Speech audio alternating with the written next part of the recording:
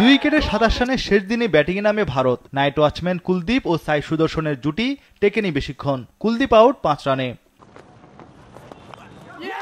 ধ্রুব জুড়েলেও দ্রুত বিদায় নেন। জোড়া উইকেট শিকার করলেন সাইমন হার্মার। 42 রানে 4 উইকেট হারিয়ে ব্যাটিং বিপর্যয়ে ভারত।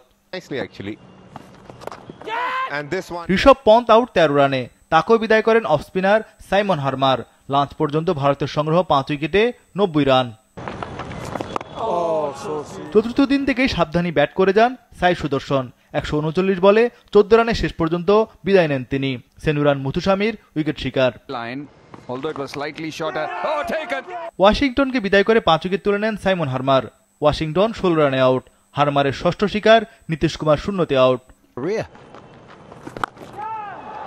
এক প্রান্তে লড়াই করে যান রবীন্দ্র জাদেজা। 28তম 50 হাঁকান এই অভিজ্ঞ তারকা। তবে এত বড় পরাজয় থেকে বাঁচতে পারেনি ভারত।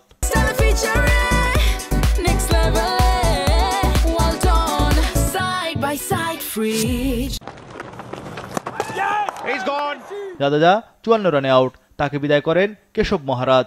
140 রানে 9 উইকেট পতন ভারতের। জয়ের প্রহর গুনছিল দক্ষিণ আফ্রিকা। 140 রানে ভারতের দ্বিতীয় ইনিংস থামে।